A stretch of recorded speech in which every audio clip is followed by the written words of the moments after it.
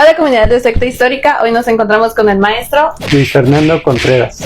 Y me gustaría que nos platicara un poquito sobre sus líneas de investigación, lo que está trabajando ahorita. Sí, yo me he especializado en dos líneas de investigación.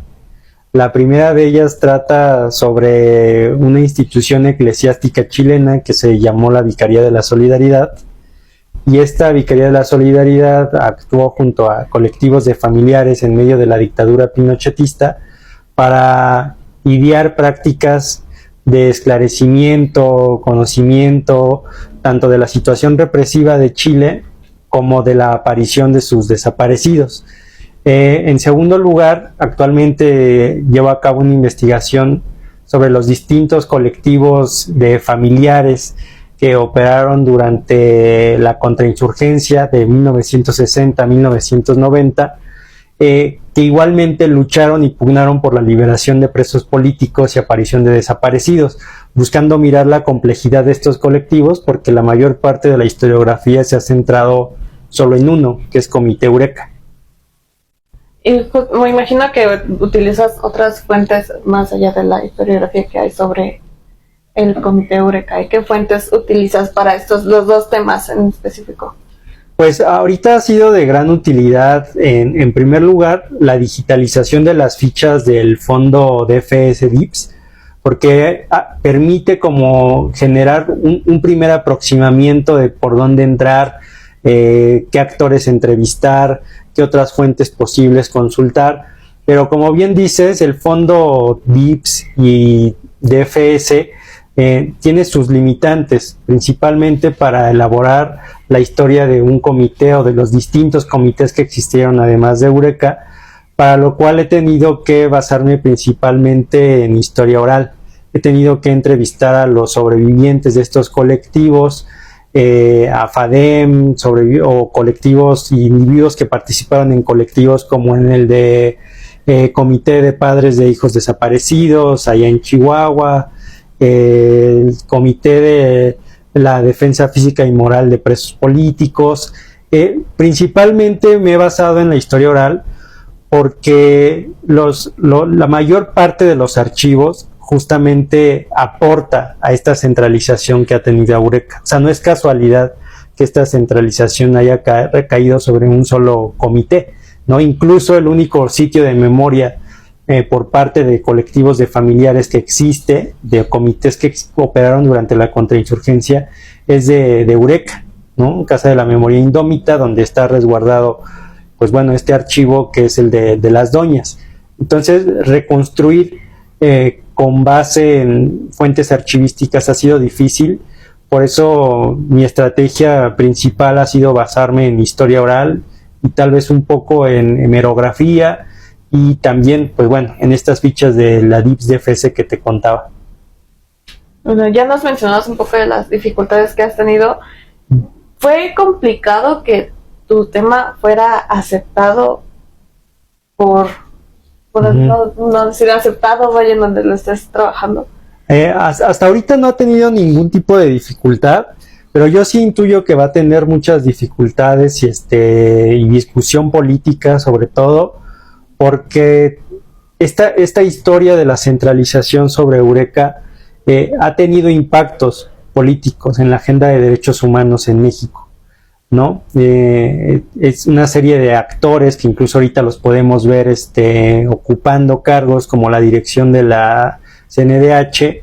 Entonces, descentrar esa historia y mostrar que hubo al lado de esta lucha innegable de Doña Rosario y las doñas, mostrar que hubo otras luchas aparte, que incluso pudieron llegar a tener puntos de tensión y de conflictos con este comité que hoy se conoce como Comité Eureka, va a resultar difícil políticamente hablando, ¿no? Porque es una historia que ha permanecido muy focalizada en este comité, y mostrar que hubo otros colectivos que tuvieron agendas distintas, que los sobrevivientes actualmente tienen agendas distintas de búsqueda, de presentación de desaparecidos, va a ser un tema que seguramente va a generar mucha polémica.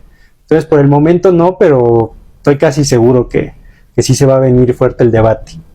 aparte del este impacto político y la polémica que se vaya a crear por el tema que estés trabajando, ¿qué importancia consideras que tiene tu tema de investigación?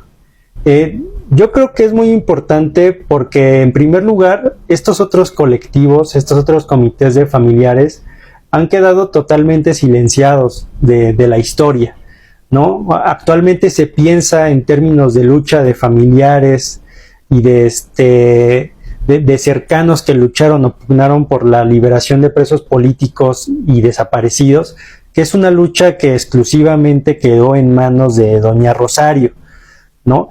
Y creo yo que es muy importante ver no solamente la existencia de estos otros grupos de familiares que han quedado totalmente relegados de la enunciación histórica o del conocimiento histórico, sino también entender a qué obedecen esos silencios. O sea, ¿por qué no han sido considerados?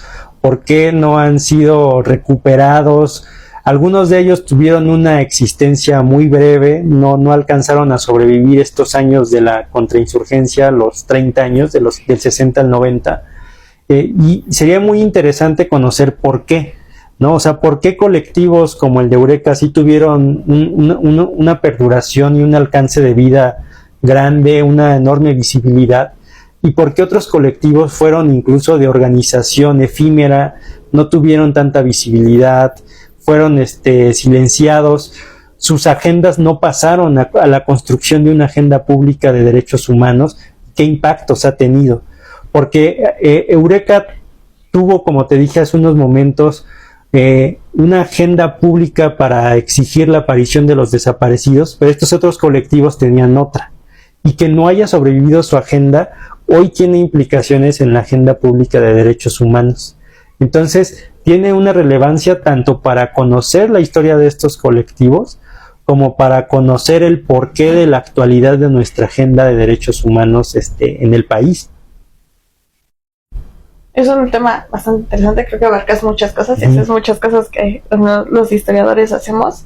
Y justamente esto va ya lo último para finalizar. ¿Tú qué consejo le darías a una persona que se quiera dedicar a la historia? Pues yo creo que un historiador tiene que estar como decía Mark Bloch, es como una frase que a mí siempre me ha interpelado mucho, de cómo el historiador, antes de ser un anticuario del pasado, es alguien que está inmerso en su presente, ¿no? Entonces, yo como historiador, y creo que como a todos los historiadores les diría, era que estén como muy atentos a su presente, ¿no? O sea, que dejen que el presente les interpele, porque el presente es el que nos indica dónde están las problemáticas que urge resolver, ¿no? O sea, la historia no solamente es decir qué fue lo que pasó, sino que también la historia tiene una fuerza explicativa que nos va a permitir entender por qué estamos aquí en estas circunstancias, en estos fenómenos, porque la historia es una cuestión de duraciones, de cambios, de discontinuidades, y muchas de esas cuestiones, duraciones, continuidades, rupturas y demás,